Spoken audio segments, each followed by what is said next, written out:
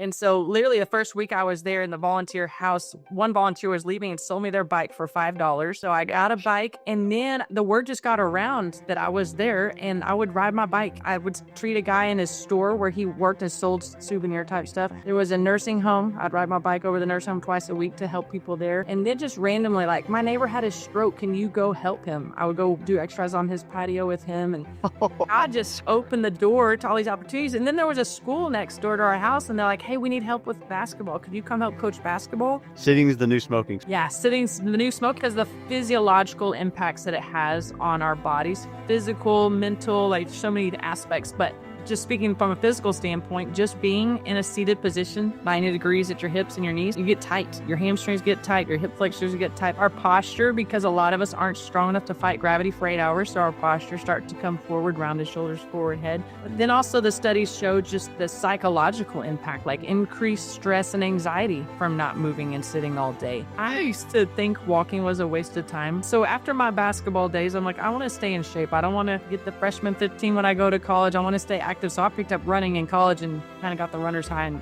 I ran for literally 20 years and until I had 2 more knee surgeries, and God's like, Emily, enough running. You need to not do that. And then that really shifted my focus of like, gosh, I just want to be healthy and active for as long as possible. If God has me to live 89 years, I want to still be moving and healthy. Hey, Storyfield. Today is going to be a really helpful show, and I'm super excited to have Emily Edwards.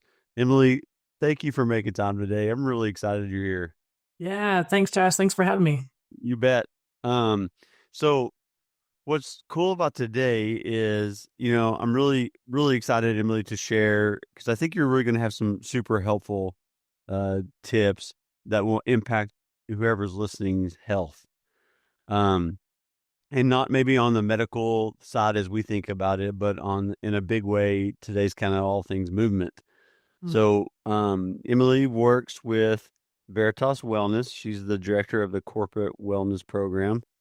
And you're actually a wellness navigator for one of the 4 main health pillars of theirs, which is movement. So I feel like that's just like doesn't get talked about enough. So I'm really excited that hopefully we can draw some awesome information out of you and just super helpful tips. So, and I have actually had the pleasure of getting your help just on some like back stuff for me. That's been really helpful, and get some guidance from you, Emily. So thanks for that. Like, my back feels better, a lot better. If I didn't fall off the bike, it would have been even better. So, but please introduce yourself just to the listeners and give us a little bit of your background. And like we do on the typical Storyfield, we always like to kind of start with like, we'll get into your childhood and just kind of track people on a timeline. But just first introduce yourself. And some may want to miss, tell us about yourself, and then we'll get rolling on some of your story. So, yeah, that's great. Thanks, Josh. Yeah, so my name is Emily Edwards. I work for Veritas Wellness. I think you've had Dr. Ben on the podcast. Mm-hmm. I'm his sister, and I've had the blessing and honor of working. See, I didn't want to lead off with that in case it's like because I don't want you to be known as Okay, so it's okay. If you're crying because some people think I'm his wife. I'm like, no, I'm his sister. Yeah. Okay, perfect. That makes sense. Yep. And so I've had the honor of working for Veritas the past 2 years, which has been a super blessing.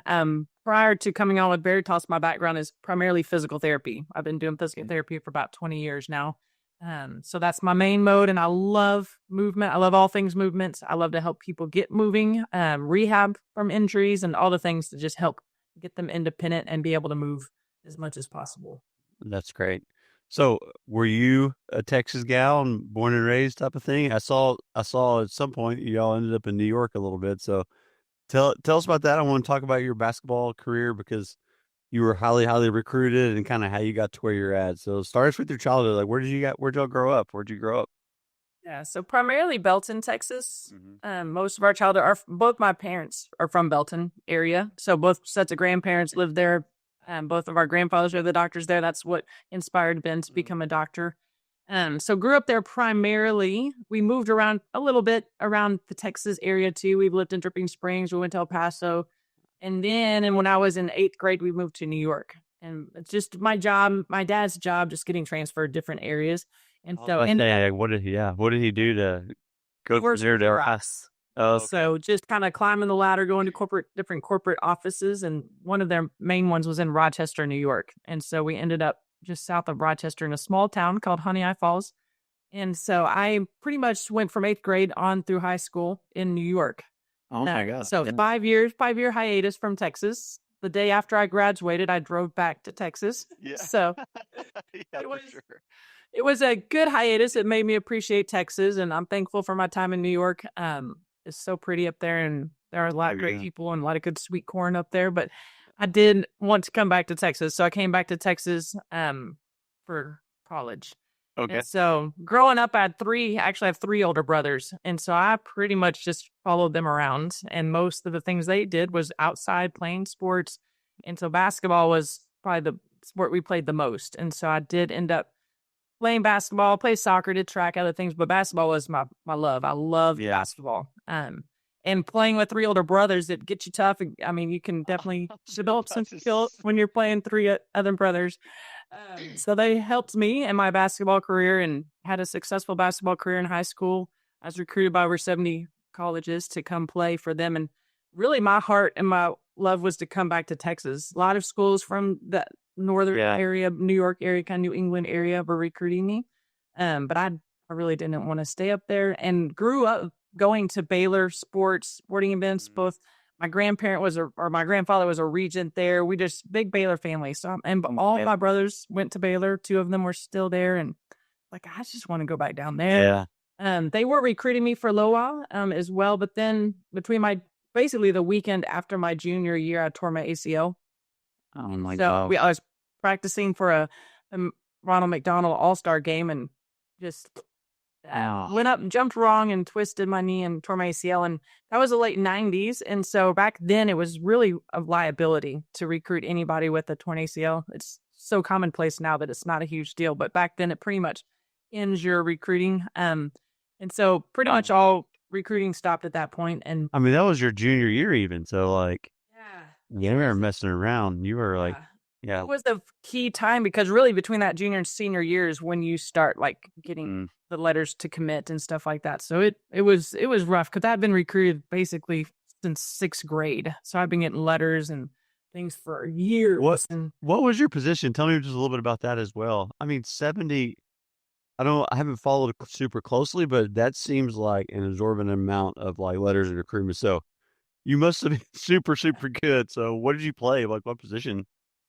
Kind of all over. I would say the 3 guard was probably my main role, shooting guard. But I would play, because I am tall as well, so I would play like our center was actually shorter than me, so I would get down low. If she subbed out, I would sometimes play point guard. I kind of played all over, but my main starting position was the 3 guard, or forwards, kind of goes both ways. And so I was kind of all over the place, and I loved it because I love to do all of it. I love to go down and rebound. I love to be out dribbling the ball and controlling the play. And so I just loved playing from all different positions. And so with that, like I did AAU. So a lot of those schools are smaller schools, like Division II. A lot of them were Division I. And so I was blessed to be recruited by that many schools and got to do some school visits and stuff like that. But I feel heartbreaking for you. Like I just don't like, how did you handle that as like a junior? How'd your parents like kind of help navigate that? Because it was a challenge, because that was my hope and dream. Like literally my 4th grade PE teacher told my parents I was going to play basketball in the Olympics. Like it was already like, there was just such a vision and a hope to be successful with a basketball career. I had no other thoughts of what I was going to do other than play basketball.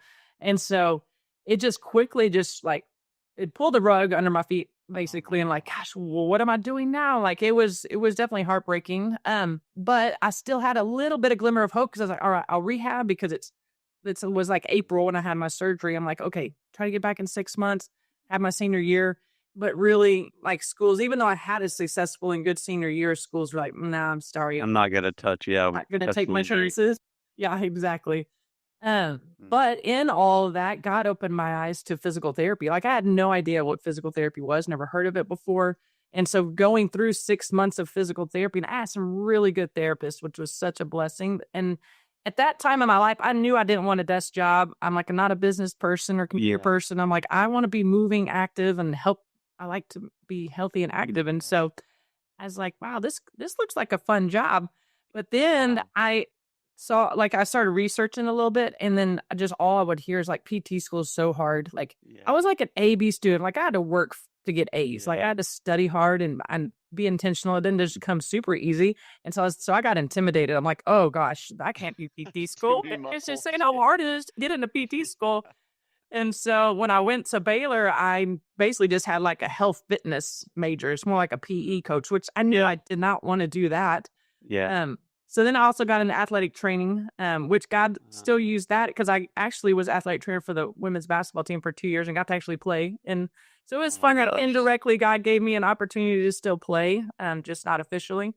And so, but I learned a lot to that athletic training. And then I realized I didn't want to do that because their hours are crazy.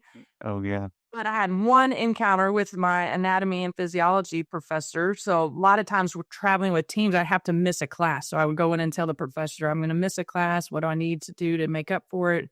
And he sat me down. He's like, Emily, are you pre-med or pre-PT? What's your major? I'm like, no, I'm health fitness. He's like, no, you need to be pre-T or pre. Wow. I was doing really well in his anatomy class, and most the other students like struggled. And I was like, I loved anatomy. I'm like, this is awesome. And that one meeting gave me the confidence, like, I think I could do it. And so I changed my major, went pre-PT and never looked back, and had a very successful time in PT school and have loved getting to be a physical therapist. It's just so much fun to help people. They come in potentially on crutches or in a wheelchair, and then they leave your clinic walking out. I mean, there's no more better physical representation of like transformation. Like, it's like, you're not looking back and saying, I don't know if I did anything today. Like some of us desk people, like, no, this person's walking out. Yeah. Oh, wow. Well, that's cool too, especially the professor. I mean, I think about that in the sense of like, how many interactions do we have with people that may be the thing that changes the trajectory for them that we have no idea. And I'm really glad you mentioned that. Yes. I mean, Yeah, it's just that one little bit of confidence that you need, because there's so many lies you can believe and think that, oh, I'm not going to do it. I'm not good enough. And like, no, like he blew the wind under my sail and like, okay, I'm going to do it. And actually, I called my parents. I told them, and that was right at the end of my sophomore, kind of being my junior year. And I told them, I was like, all right, my GPA is probably going to decrease because I'm going to have to take some harder classes now, biology and physics, chemistry, all the things. And they're like, that's okay. Like, you do, like, my mom had wanted me to be pre-PT back when I was in high school and when I was talking about it, and she was excited for that. And my GPA actually went up because I was starting to really get into classes that I didn't realize I would enjoy and have fun studying. And so it was cool how God just provided that one encounter that helped. Yeah. You know what transformed my life is when I learned this principle from identityexchange.com. I've learned that the fear that crops up in my life on a routine basis is actually from a lie I believe, and a lot of time that comes from some sort of childhood thing that created a false belief and a false identity. Check out identityexchange.com, and I promise your life will be changed if you jump on there, get some resources, and see how they can help transform your life. Where'd you go to college at? At Baylor. Oh, okay, you did go to Baylor. Okay. Mm-hmm. And then PT school, where'd you... What was it, Texas Women's University? They have 2 campuses for PT school, one in Houston and one in Dallas. I went to the one in Dallas. Okay. That's awesome, Emily. So what was next then? So, I mean, did your family move back pretty shortly after you left? I mean, how long did they stay in New York before your dad got transferred again? Yeah, my parents stayed up there for a couple of years. So I was the last child to leave home, and they stayed up there a couple more years, and then they actually transferred to San Diego while I was at Baylor. All over. Yeah. Wow. Yeah. So they were there in San Diego for a couple of years, and then they actually went to Washington, D.C. from there. So they were kind of back and forth.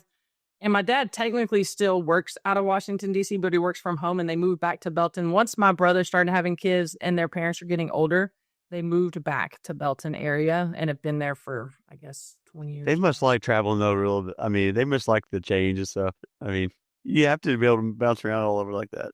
That's awesome. They didn't mind it. Yeah. We used to kids, and I could go visit different areas. Oh, yeah. 100%.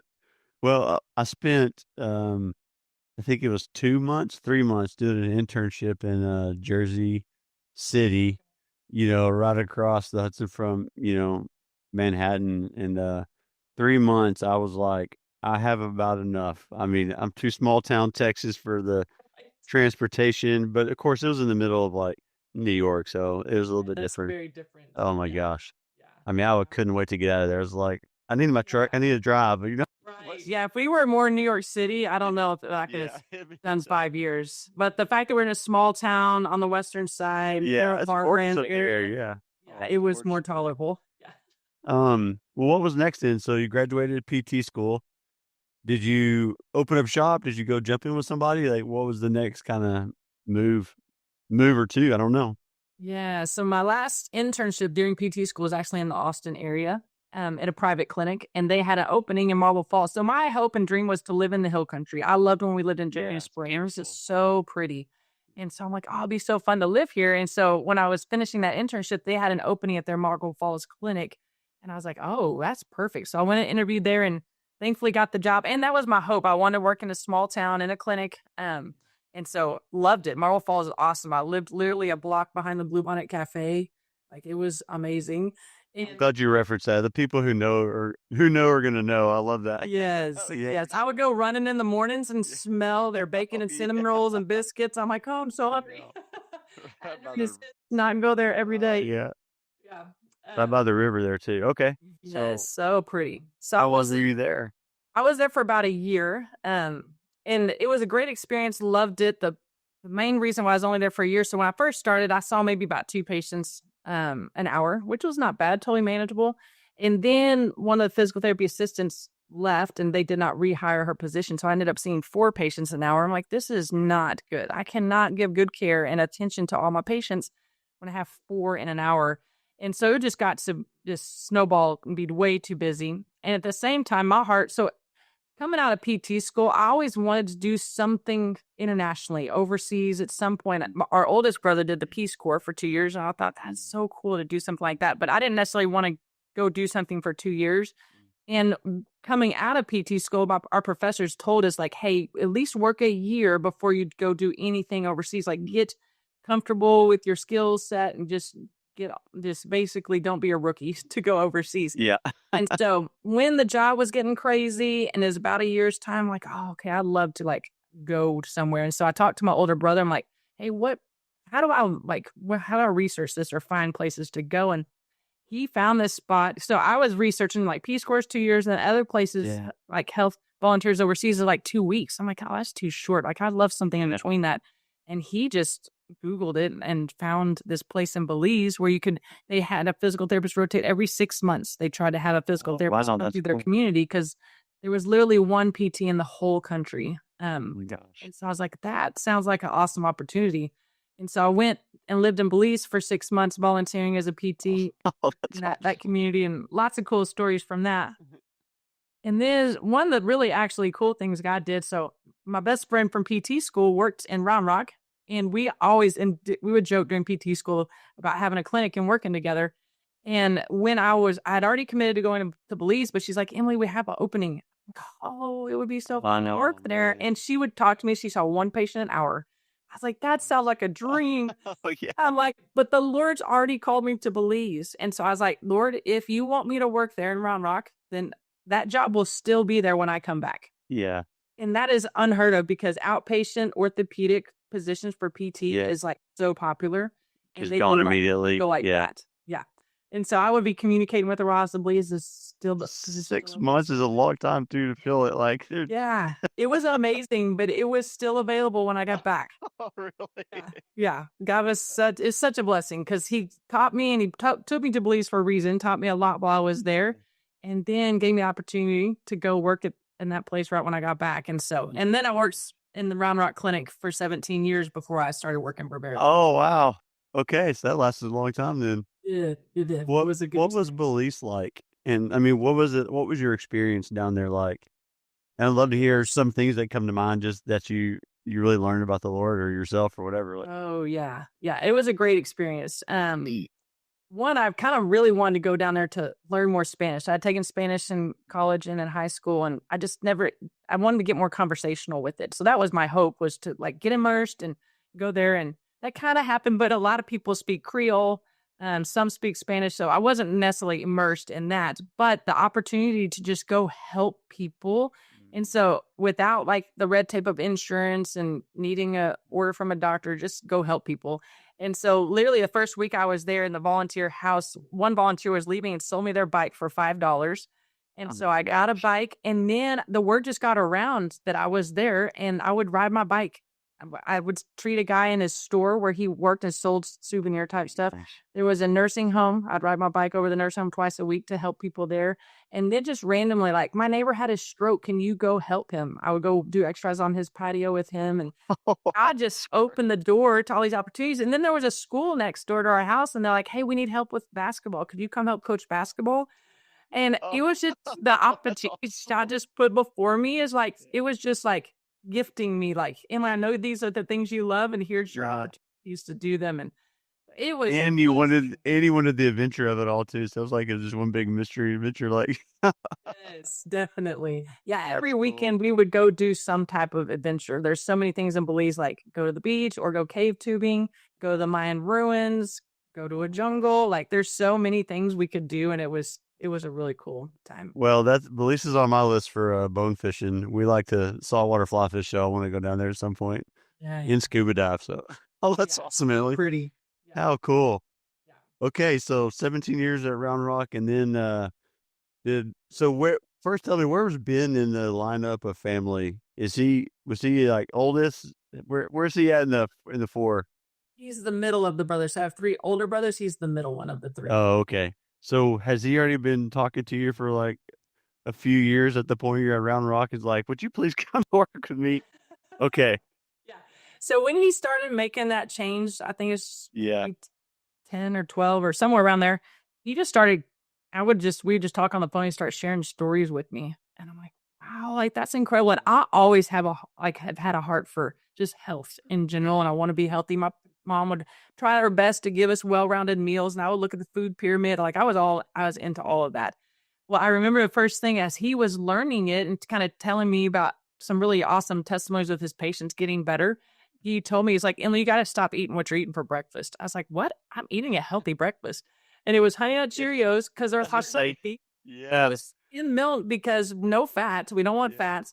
It was orange juice for vitamin C, and then banana for my potassium. Yeah. And he's like, Emily, if you look at all of that, that is all sugar. It all turns into sugar in your body. I'm like, well, no wonder I'm hungry about like mid-morning. Because it is all turning into sugar. Oh, wow. So it was a major paradigm shift in my mind when he started sharing stuff. It all started making sense. I'm like, well, that logically thinking of it that way, like all these things are starting to make sense. He's like, yeah, 100% whole grain, part healthy oils, like all of that is not true. And then you start digging a little bit and reading. I'm like, wow, that's so crazy. And so it just got me on fire. I'm like, I love this. I want to learn. And so at the time when he was changing and got his own clinic in the Lubbock area, like for my sister-in-law and him, they would just say, hey, you just come up here and do PT. And I'm like, I don't know. I don't. Lubbock, yeah. Lubbock, my favorite. I love the Austin area, the hill country, the trees, the trails, and my family's close to this area. Yeah. And so I was never like, just to kind of do physical therapy. I'm like, I don't know about that. I'm a Red Raider. I know what it's like up there. Yes. Yeah. What's that? There's a lot of wind, a lot of dust. Yeah. You're like, I don't know. So, okay, they were just recruiting to be like, I can't do Lubbock right now. Yeah. Right. Yeah.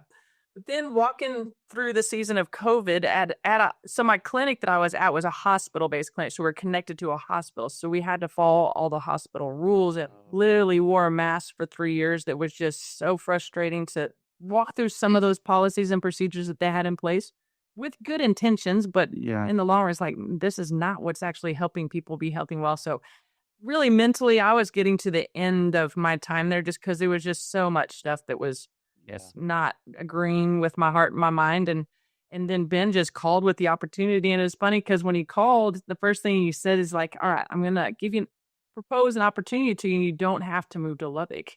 It's like, okay, I'm listening. What is this? And so he told me about this corporate wellness program that was starting. And I was like, wow, that sounds like a really cool opportunity. Because his heart, like he's getting so many people come to his clinic that have just tried all the options. And this is their last resort. They're just hoping they can get help because the healthcare model they walked through was not helping them. So his heart was actually get in front of all that. Let's prevent those things from happening. Let's get some wellness opportunities going so that we can prevent these people from going through 10 years of frustration with the medical model and being so sick by the time they come and see us. And so I was like, man, that's an awesome opportunity. And to do it with businesses, like getting connected with businesses, help open their employees' eyes to understanding how to really take care of their bodies. I was like, man, I couldn't pass up that opportunity. You know, it was kind of a shift because really was not physical therapy related. And I love physical therapy. I'm like, it's one of my favorite things to do. And so I just trust, I'm like, okay, God, like if this is where you want me. And I love the wellness side of things too. And the 4 pillars that Veritas stands on. And I was like, you're going to make it be exactly what you want it to be for the gifts you've given me. And just through the months. And so I think it's probably about a year. I was just wellness primarily. And then as we in 2024, developed our wellness platform for individuals to come on, not just companies. That's when I kind of moved into the movement pillar piece. And I'm like, gosh, Lord, thank you. Like, he just opened that door, like just trusting that he would give me an opportunity to use my PT background as well. And so I'm super thankful for the ability to get to be helping with the movement piece of our pillars. And because it's just so fun to just help connect people. And now I get to not only connect the movement piece, but hey, how are you eating and drinking that affects actually your arthritic pain or whatever? So I can help tie it all together with not just movement alone, but all the other pieces that come with it. That's really sweet. Yeah, well, let's get into that. So first, tell us a little bit. I mean, you mentioned it on the corporate wellness program. Just give a high-level overview in case there's some business people listening and like, I'd be curious on learning more about that. And then let's get into the pillars and then specifically into movement. And like we were talking a little bit beforehand, I mean, I really want to have some people, we'll get into it, but like some of the common stuff you see and like what some of the biggest things they can do to really help transform their life in the movement world. But let's talk about the wellness program and then the 4 pillars first, so we can set the stage and let's peel one of those pillars off and just get talking on movement. So sounds great. Yeah. So our corporate wellness program, our heart behind it is to partner with companies so that we can help impact their employees to know how to steward their bodies well. A lot of big corporate business have some type of wellness program typically. Some don't, some small ones don't. And so our hope is just really get in there and share truth about how to really take care of their bodies. And so again, it is that more preventative piece. Like we want to get in front of their diabetes. And is that online? I mean, can you do it by Zoom mostly and all that as well? It is all virtually. Okay. So we can partner with companies from anywhere. Yeah. Perfect. And so basically the program, our educational platform is our website to have all the education from the website. But then in the partnership, we help provide that blood panel. A lot of times companies will pay for a certain percent of the blood panel. Then we walk people through their blood panel, give them a wellness plan and help them start to learn the 4 pillars and then engage them in some form or fashion. We do Zoom classes with them. We either train one of their employees to be a wellness navigator at their business. So they have a person they can go to at their company to help them walk out their wellness plan. So depending on the company's needs and kind of where they're at, how big they are, we can help meet those needs. But our goal is really to just get in front of people to like, hey, let's prevent those diabetes that's going to come in 10 or 15 years if you're not careful. And so that's our hope and goal as we partner with companies. And then from the company side of it, one of the reasons why the main company that came with us to start our program was because they wanted to not only they're called to steward their employees well and help their employees to be healthy, but from the business side of it, if they can keep their employees off of medications, keep them out of the urgent cares, like they actually save money on the back end when their employees are healthier and their employees are more productive, enjoying their job more when they feel healthy and well. And so, for the business, is there a certain level of employee numbers y'all do, or y'all just kind of can handle anybody, everybody just kind of reach out? Yeah. To have an actual benefit of partnering with us as a company, we say about 25 employees or higher. Really, when it's less than 25 employees, there's not a whole lot of financial gain. I got a gentleman call me yesterday and he has 5 employees. And so I just encouraged him, like, as a company, you could just pay for the individual stuff, individual membership. Okay. Yeah. I mean, just encourage them to engage the website as like, also as a team, y'all could like at your staff meetings, take one of the 4 pillar videos and watch it for the month and engage the wellness program as a team on that smaller scale. So yes, typically we like to partner with companies that are 25 or above. That's when they'll actually see some financial That's awesome, Emily. That's super awesome. Because I mean, I've done a lot of the stuff you mentioned, so I can see like that's really, really cool for somebody who has a heart for their business and their employees that want to come in and like jump in front. So yeah, hopefully somebody reaches out with quite a few employees and really, I mean, that's a lot of impact, just period. So Yeah. Yeah. And for sure. And if people are listening that want to look into it on our website, veritaswellnessmember.com, there is under the headings up top under the resources, there's a corporate wellness tab. And they can click on there and they just enter their info and it'll email me their inquiry and I'll get in touch with them to let them know more about it. oh, that's perfect. Okay, well, let's get on to tell us Veritas's four major pillars, and then let's talk movement. Yes. So our 4 pillars are nutrition, hydration, movement, and peace. And so for about 10 years, that's kind of the order that we talked to them. We mostly focused on nutrition. And last year or two, Dr. Ben's felt the Lord call him to switch that to peace. Number 1, movement, hydration, and nutrition actually last. And so Wow. understanding Which is totally opposite of anything we grew up with. Like, it was always, yeah. Yeah. And really understanding the piece around how impactful that is. And then the fact that movement, if you're not moving, even if you're eating perfectly, you're still not going to be healthy. And so having that movement piece is number 2. I was like, oh, of course I love that because I love movement. And so that's kind of the order that we put it in. And so that's why from our resources on our website, we have a whole movement page where I've recorded a library of classes because our goal is to help people know how to move. And know, my heart is want to keep it simple. I think a lot of times people, when they think of exercise, if they're not an athlete or have a background of being active, they're negative connotations. I don't want to go to the gym. I don't want to sweat. I don't want to have pain. I don't want to feel tired. And it's not that. That's why we call it movement. We don't call it the exercise pillar. We call it the movement pillar because we really just want people moving. We're designed to move. We're not designed to sit all day.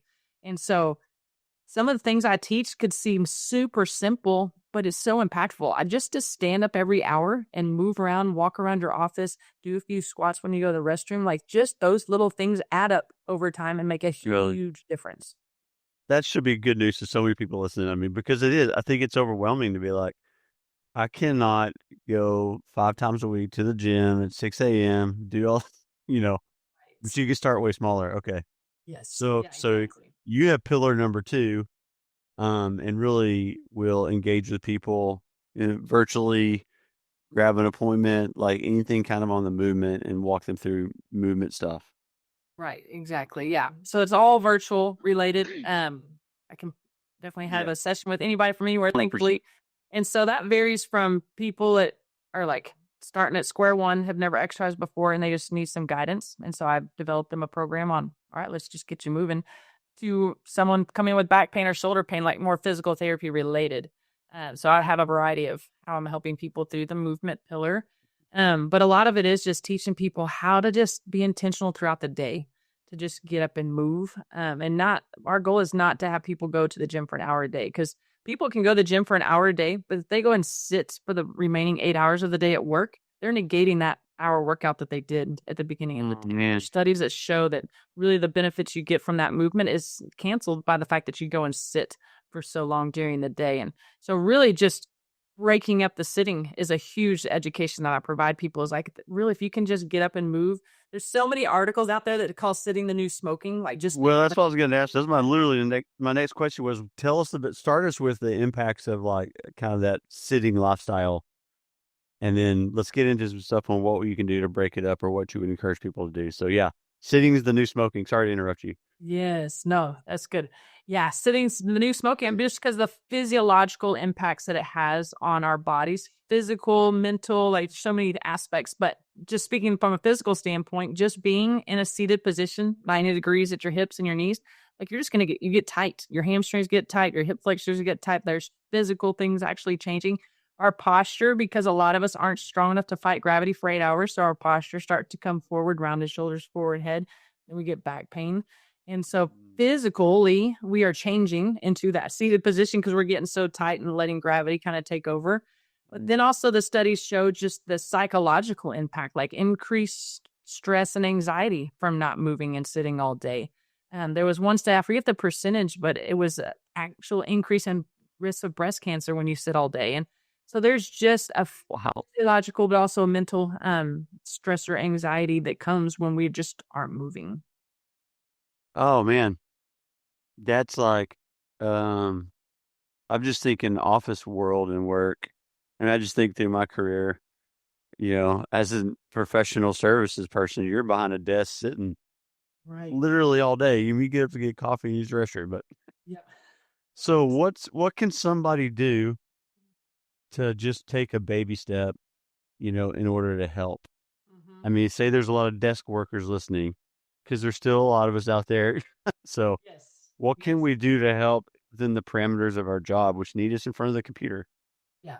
Yeah. I think the quickest and easiest thing to do, because we can get so engrossed in our work and hours can go by without us even realizing it. Yeah. And so setting a timer on your phone, on your computer, on your watch, every hour, set that timer. And even if it's just you stand up and you sit back down, as simple as that. That even helps? Yes, Oh my just that gosh. little bit will help. But to optimize even more, if you can take a minute or two to actually walk around the office or do 10 squats and then sit back down, like any little bit of movement is better than nothing. And so just setting that timer to just get out of the seated position every hour is ideal. If you have the opportunity to get a standing desk, that is ideal. Thankfully, there are ways to get around having to sit forever. And so standing desks when you can, try to stand. I had a friend do this and she had high heels and she stood for an hour and her ankle started hurt. I'm like, okay, don't stand in your high heels for an hour, ideally. And so have a good pair of shoes at your desk if you need to if you're gonna stand, or even just stand for 5 minutes and sit back down. Just what you can do, get out of that standing position or sitting position, get standing.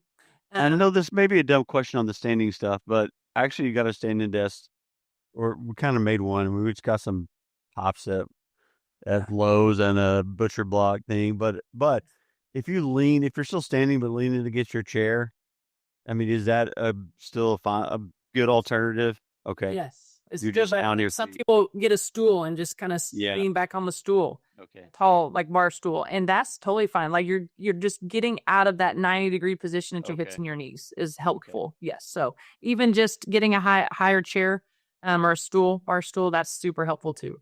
Yeah. Okay. Cool. I was just wondering that because I found myself doing that a lot because I was like getting tired.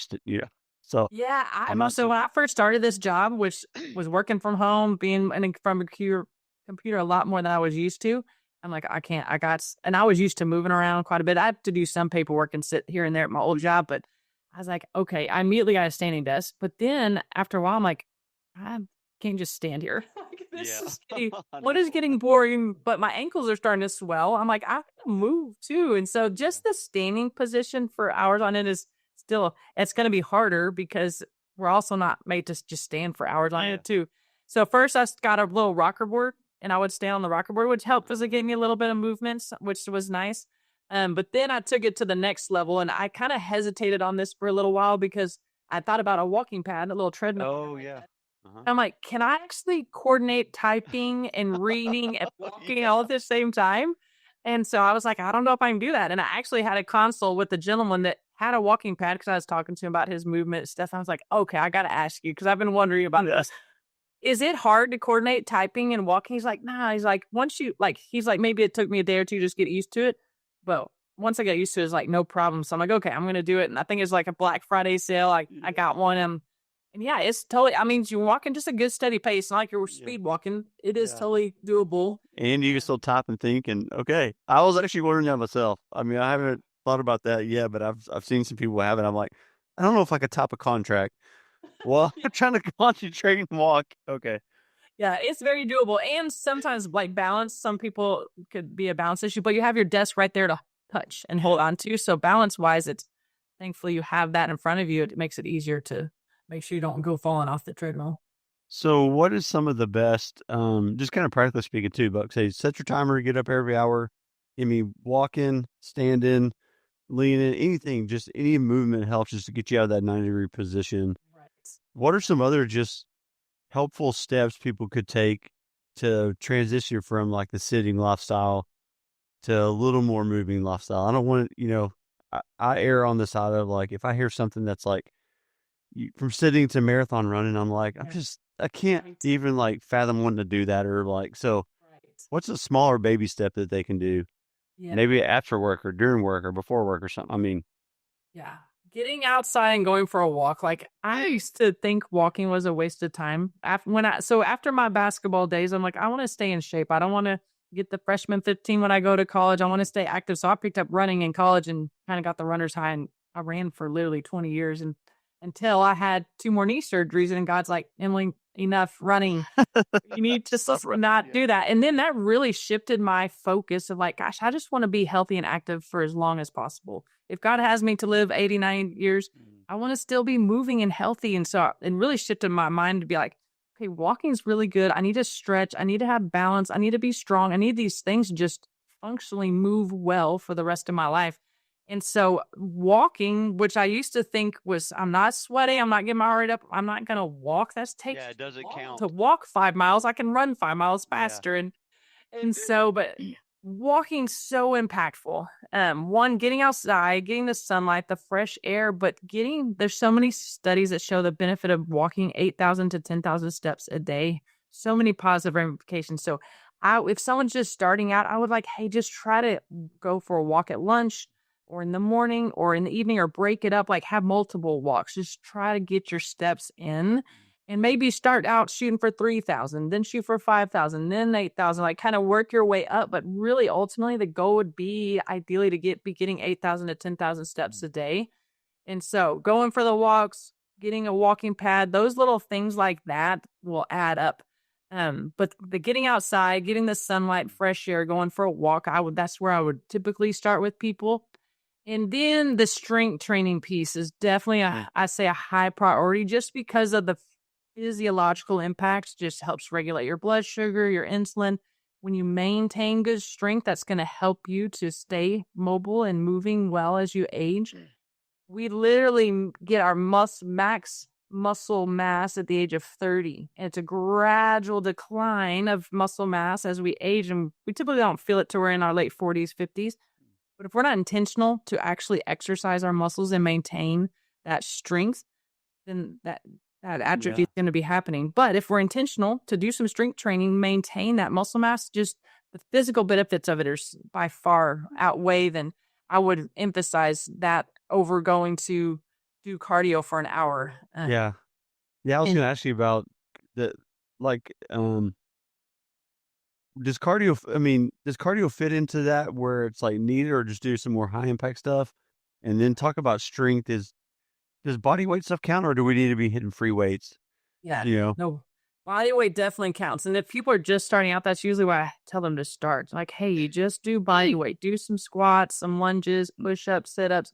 Just your body weight is great because it's easier on the joints. If you're just starting out, you're hopefully not going to injure yourself as most likely unless you pick up too heavy of a weight and you start with weight training. So body weight resistance, that's typically how people start there.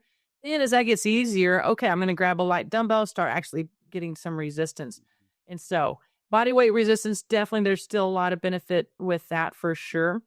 And then moving on to heavier weights is helpful just because that's when you're going to actually build and get more muscle mass more quickly.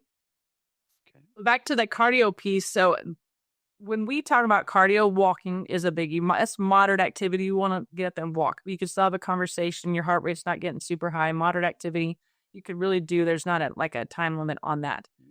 Then cardio-wise, we encourage more of a HIIT, high intensity interval training exercises where it's just a quick burst. You get your heart rate up for a short amount of time and then bring it back down. There are studies showing a HIIT workout is more effective than actually going and running 5 miles. And so you get more bang for your buck and it doesn't take as long. And so people, again, are just starting out. I'll be like, okay, when you go for your walk, for one block, walk faster.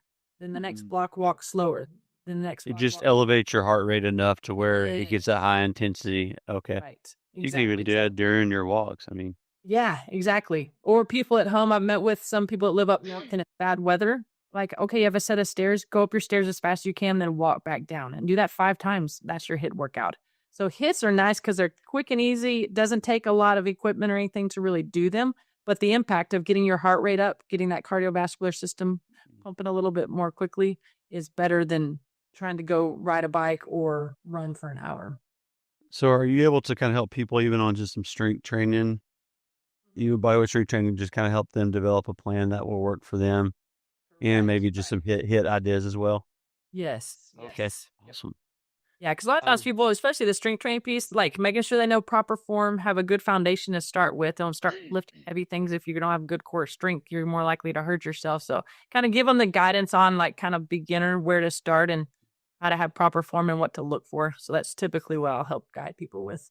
Yeah, that's helpful. It's hard to know where to start. I know there's all kinds of just ideas, I mean, online, but it's just like, I don't know what's right or what could hurt me or, if it's even good or this person knows what they're talking about. Right. So, okay, but you could help walk through if they could connect with you. Yes. So between, walking outside, which I love too, that's such a sweet thing regardless. And the fact that that counts as helpful to your body is awesome. Yeah. Some strength training, some high intensity stuff. How about stretching and like balance stuff? Like, is there just some different exercises that you really recommend that are just kind of basic and good for people in that world? Yeah, great question. I think especially which both like stretching and balance kind of get put to the wayside. People usually don't set aside time for it. Like I have a lot of friends that do a workout and then they just go and sit in their car to drive to work or go and sit. It's like, oh, stretching is the perfect time to stretch after you worked out or done something because your muscles are warmed up. They're loose. I always try to emphasize with people, try to stretch after your exercise, whatever you're doing, strength training or going for a walk. Stretching then because the muscles are so warmed up and they're more ready to stretch and maintain that flexibility versus going and sitting. Everything wants to tie it up once we sit. So foam rolling and stretching are kind of my two biggies that I like to teach people on. And there are classes on our websites. If people come a member, they can check out some of my foam rolling and stretching classes. But I really like, especially as we're getting tighter in our older age, sometimes just to stretch is like, I can't, my muscles just won't let me. I'm so stiff. And so the foam rolling, like actually kind of massaging and loosening up the muscles with the foam rolling, then following that with stretching, it's so much easier to stretch. And so maintaining that flexibility and mobility of our muscles and joints is so key and crucial to moving well as we're getting older. So I highly prioritize the rolling and stretching with people. And you guys have classes for that too. Okay. Yeah, correct. We have classes for that on our website for sure.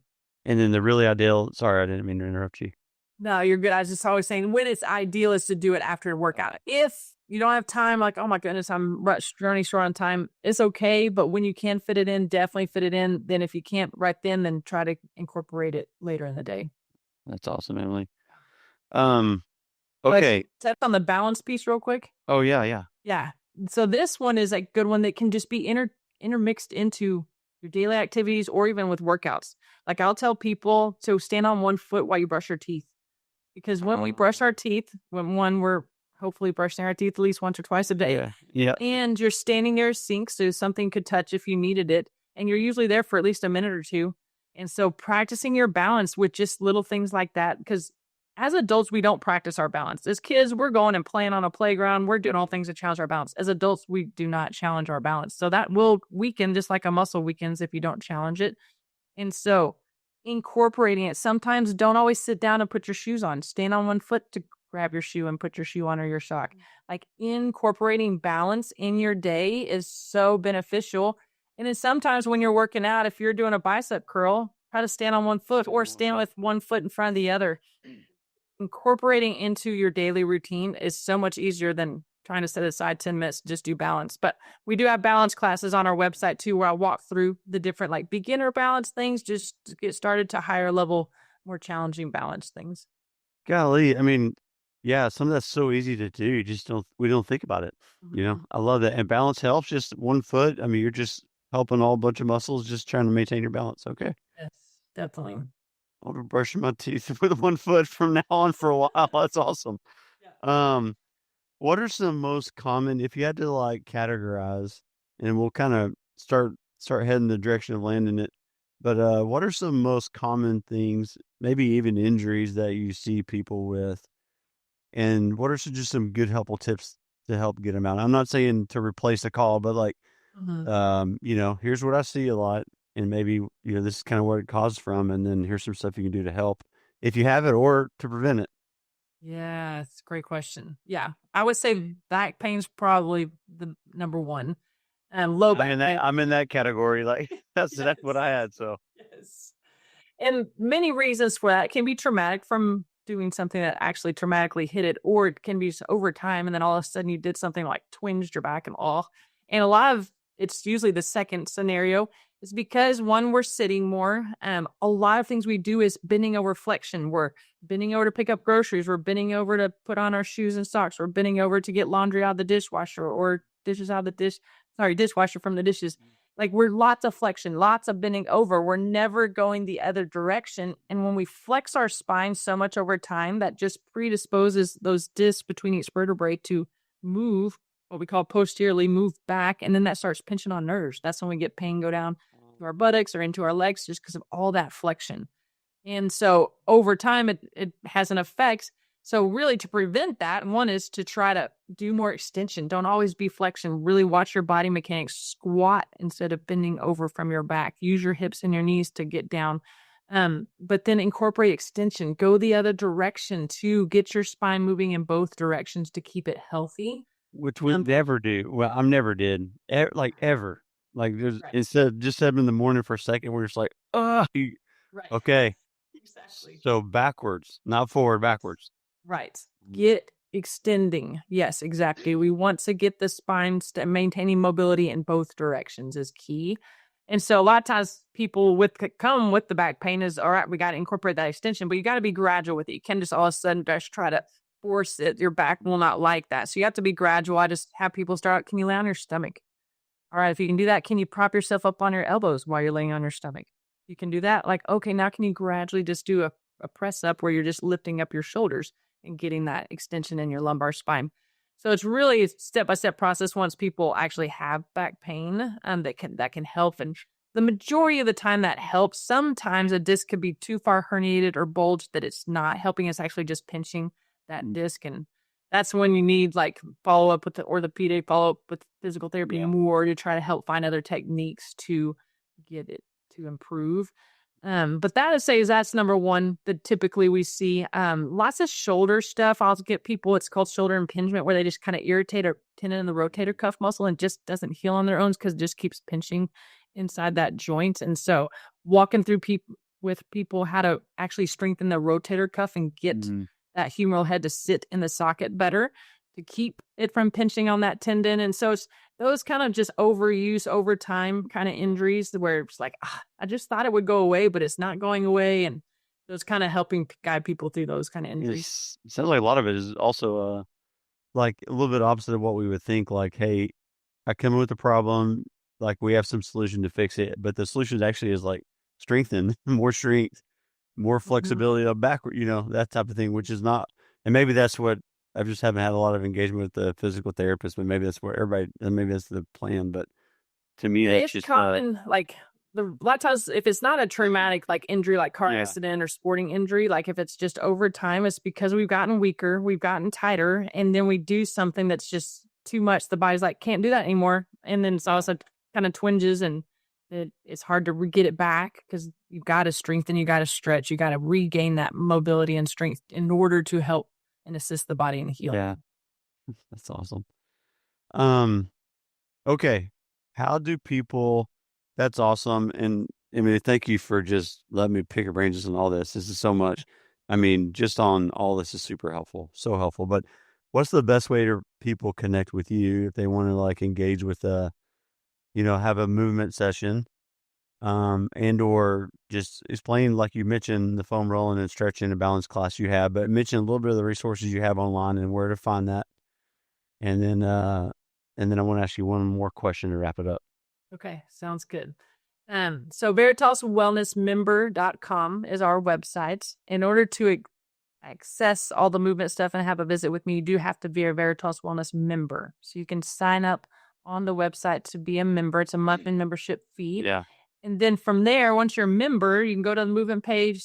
See the library of classes that we have, foam rolling, stretching, balance, strength training, all the classes we've recorded. So that's the goal, is that you engage those.